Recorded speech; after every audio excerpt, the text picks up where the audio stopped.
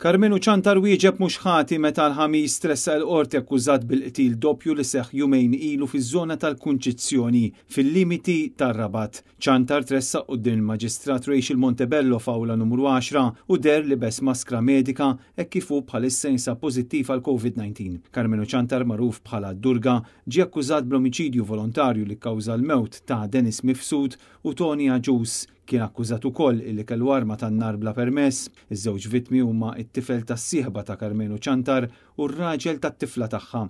Bil-każ huwa marbut ma' disgwit li nqala f'din il-familja. Wara li l-qorti spjegat l-akkużi lil Ċantar huwa der emozzjonat ħafna u fil-fatt bil-kemm felaħ wieġeb il-mistoqsijiet li saqsietu l-Maġistrat. Il-prosekuzzjoni spjegat li l-ewwel vittma nstab vettura b'tir f'rasu u t-tieni vittma kellu diversi tiri mis-sider l-isfel.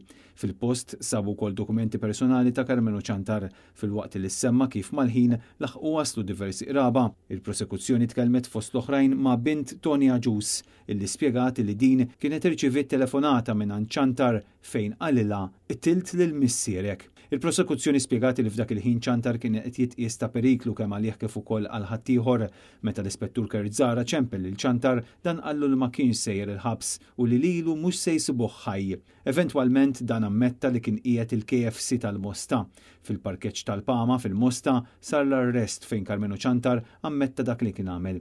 F'din l-istess żona stabet il-vettura tiegħu fejn kien hemm ukoll l-arma tan-nar. Il-qorti wara li semet l-ispjegazzjoni tal-ispettur ikkonvalidat l-arrest u aċċettat li ssir ordni ta' protezzjoni favur il-qraba tal-vittmi. L-avukat difensur Francesca Zarb talbet li Carmenu Ċantar jinżamm fil-Forensic Unit, però ma għamlitx talba l-ħelsi mill-arrest. Il-qorti qalet li ma tistax tiddeċidi fejn jinżamm Ċantar, iżda talbet lil faċilità korrettiva ta' Kordin biex tikkunsidra t-talba. Bil-prosekuzzjoni ma toġġezzjonax għad-deċiżjoni li tista' tingħata.